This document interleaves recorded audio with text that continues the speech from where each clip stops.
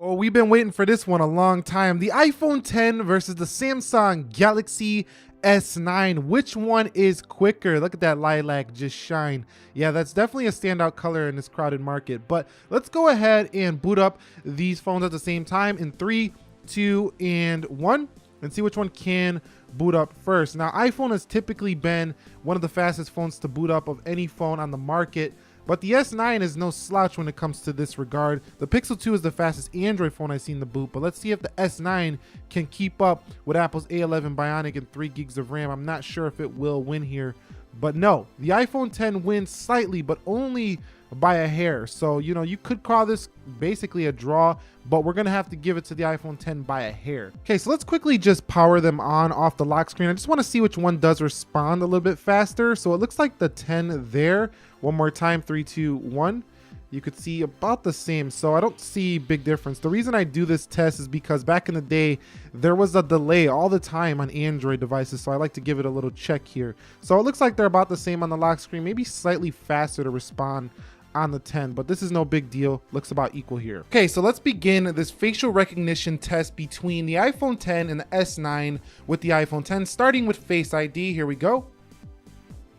And you can see it responds no problem there for the iPhone 10. One more time.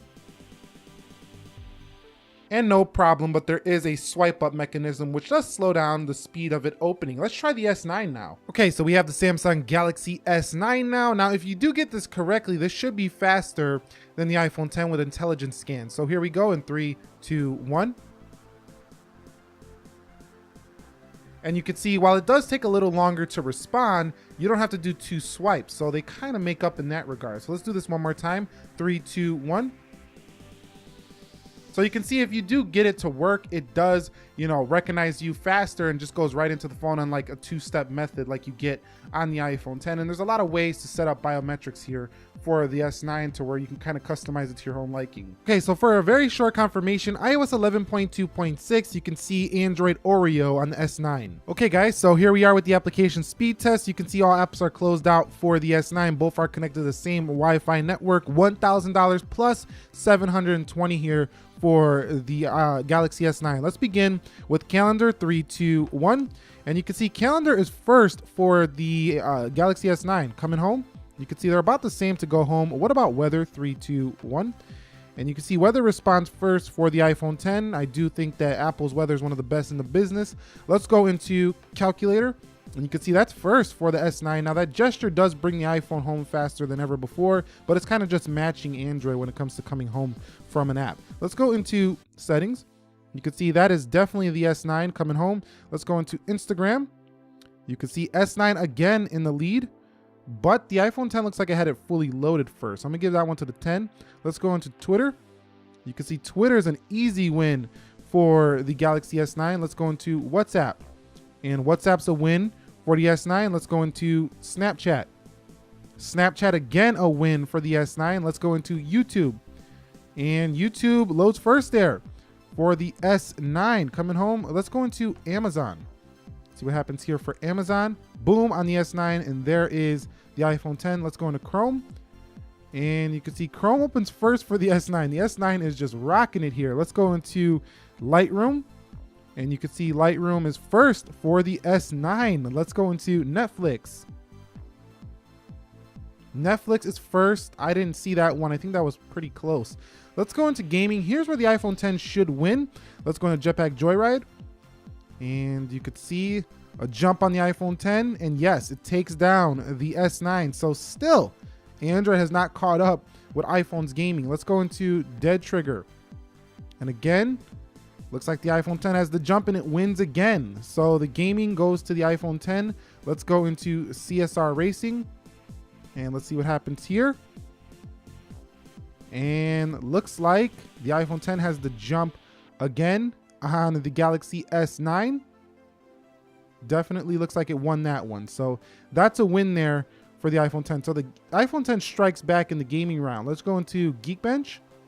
And you can see Geekbench is first for the iPhone 10 and Speed Test.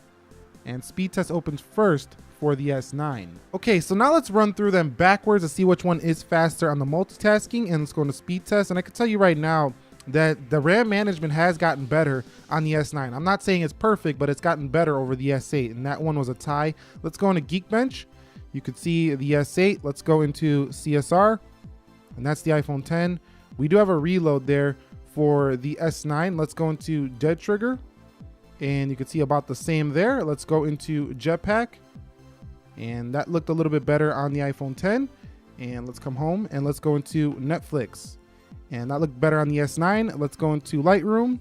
That looked better on the S9. Let's go into Chrome. That looked about the same. Let's go into Amazon, and that looks about the same, maybe slightly to the 10. Let's go into YouTube. That one goes to the 10. Let's go into Snapchat, and Snapchat goes to the 10. Let's go into WhatsApp. That one's about the same. Let's go into Twitter. That's the iPhone 10. Let's go into Instagram. That's the iPhone 10. Let's go into Settings. That looked very similar. You call that one down below. Let's go into Calculator. That looked like the iPhone 10. Let's come home. Let's go into the Weather. And the Samsung Weather doesn't actually hold in memory. It always has to reload. So keep that in mind. So that one's not really fair. Let's go into Calendar. And that looked like Samsung. But you can see that $300 difference here, and what are you getting? A millisecond, a half a second's different on your day-to-day applications in the real world. Opening times, games, yeah, slightly faster the iPhone 10. But if you're playing a game, you're probably kicking back and relaxing, and who really cares about a second or two on the game? So I just want to stress that both of these phones are extremely fast in the day-to-day, and they're definitely sitting on top of the hill when it comes to performance. Okay, so here's an area where the iPhone would usually always beat an Android, was when you were in a browser and you had multiple tabs open. The iPhone could usually hold them better. So I loaded up 5 applications or 5 websites here within Chrome to see if any of them reload here. So let's go into Nick Ackerman channel. You can see no problems there. Let's go into cnet.com.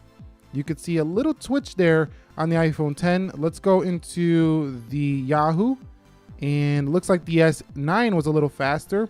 Let's go into YouTube, and slightly faster to the S9. Let's go to Amazon, and you can see about the same. So no problems there. Now let's go into YouTube and actually flip through some of these menus to see if we get any loading differences. So the iPhone 10, about the same. Activity, library, looks like the S9. So you can see no matter what you're doing, you're getting almost equal performance on both of these devices. And lastly, I want to open up the cameras here on both devices so we can see which one does open them first. 3, 2, 1. And you could see it looked like the S9 might have had that 1, 3, 2, 1. That's a reload. And about the same. So camera speed is going to be good. You're not going to miss a shot on either. Let's finally just run a Geekbench for all the people who want a synthetic benchmark and see which one comes out on top. CPU, run benchmark, and I'll be back when the scores are in. Okay, so the final scores are in. You can see it's a pretty easy win for the iPhone 10. Didn't we expect that? I mean, the A11's been crushing the benchmarks since day one, but that's a pretty high score for the S9 on that multi. That single core, you can argue, well, older iPhones and have been faster than that for a long time. But you've seen in this test that day to day, both of these devices are easily very comparable, and it's not really about the speed anymore that really matters in a purchasing decision. It's more about the intangibles, the camera, how does the battery life perform, the expandable storage, do I get a headphone jack, do I not get a headphone jack? Whatever those little things are for you, that's really how you're gonna make your choice. And I got a full comparison coming soon, as well as some camera and battery stuff. So stay tuned for that. I thank you for watching. Nick here, helping you to master your technology. Be sure to be well, and peace.